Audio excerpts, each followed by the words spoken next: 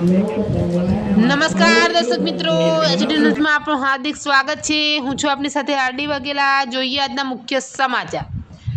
અંકલેશ્વરની Karjan colony ખાતે સિંચાઈ વિભાગના રૂપિયા 6 કરોડના પ્રકલ્પોનું ખાતમુહૂર્ત કરતા રાજ્યના જળસંપત્તિ મંત્રી ઈશ્વરસિંહ પટેલ।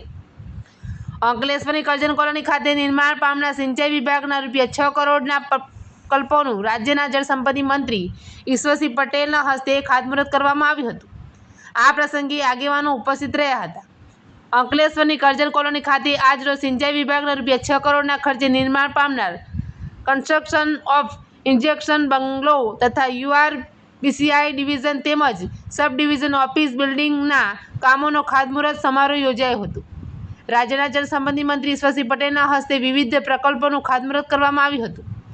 આ પ્રસંગે ભરૂચ જિલ્લા પંચાયતના ઉપપ્રમુખ અજીત વસાવા, તાલુકા પંચાયત પ્રમુખ વિવેક ભરડીવાલા, નગરપાલિકા પ્રમુખ જિગ્નેશ અંદાડિયા, લોકનાયક અભયસિંહ રાઠોડ, સુરત સિંચાઈ વર્તુળના અધિક્ષક ઇજનેર SB દેશમુખ, જળસંપત્તિ અને કરજણ સિંચાઈ યોજનામાં અધિકારીઓ ઉપસ્થિત રહ્યા હતા।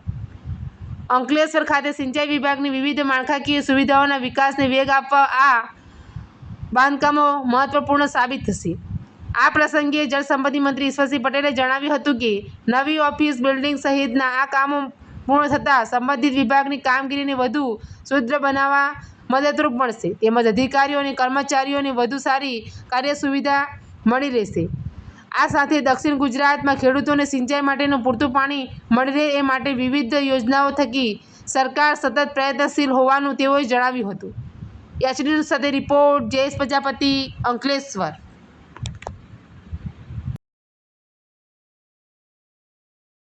तेषां जय तेषां तेषां पराजय तेषां इन्द्रिवर्ष्यामो हृदयस्थो जनार्दनः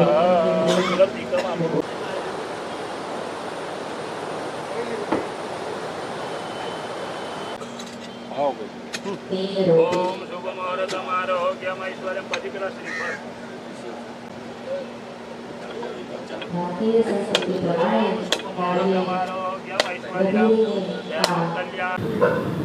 આજરોજ અંકલેશ્વર કરજણ કોલોની ખાતે ઇન્સ્પેક્શન બંગલો અને ડિવિઝન સબ ડિવિઝન ઓફિસના ખાતમુહૂર્ત કરવામાં આવ્યું છે। એમાં 6 કરોડ અને 62 લાખના ખર્ચે અહીંયા આજે ખાતમુહૂર્ત કરવામાં આવ્યું છે કે જે 1965ની સાલમાં જે ઓફિસ બિલ્ડિંગ અને ઇન્સ્પેક્શન બંગલો જે બન્યો હતો એના જે 60 વર્ષ ઉપરાંત થયા છે અને જર્જરિત હોવાને કારણે એ નવું મકાન અહીંયા બને, જેથી કરીને કરજણ ડેમ અહીંયાથી લગભગ 100 કિલોમીટર આસપાસ જે દૂર છે ત્યાંથી અધિકારીઓ અહીંયા આવું જવું હોય તો એને રહેવા માટે પણ એ કામ લાગી શકે। સાથે સાથે ચાલુ વર્ષે નવેમ્બર, ડિસેમ્બર અને જાન્યુઆરી મહિનામાં 3 મહિના એટલે કે 90 દિવસ કેનાલ બંધ રાખીને ત્યાં 900 કરોડના ખર્ચે જે એક્વાડેક છે, સાયફન છે એ નવીનીકરણ કરીને અત્યારે જે 3000 ક્યુસેક જે પાણી મળે છે આપણને એમાં 1200 ક્યુસેકનો વધારો કરીને એટલે કે 4200 ક્યુસેક પાણીનો વધારો કરીને જે છેવાડાના વિસ્તારમાં ઓલપાડ તાલુકો હોય, હાંસુ તાલુકો હોય, જે દરિયા કિનારા વિસ્તાર છે, વિસ્તારની અંદર જ્યારે ઉનાળાનો સમય હોય ત્યારે છેવાડાના લોકોને પૂરતા પ્રમાણમાં પાણી ન મળવાને કારણે પાકમાં પણ નિષ્ફળ જતી હતી અને ધ્યાનમાં લઈને ચાલુ વર્ષે 900 કરોડના ખર્ચે આ ઉકાઈ કેનાલના કામો પણ કરનાર છે। સાથે સાથે કરજણ ડેમની વાત કરીએ, વર્ષોથી કરજણ ડેમ ફૂલ ભરાઈ જાય છે, પરંતુ એ પાણી સિંચાઈ માટે છેવાડા સુધી પહોંચતું નહોતું।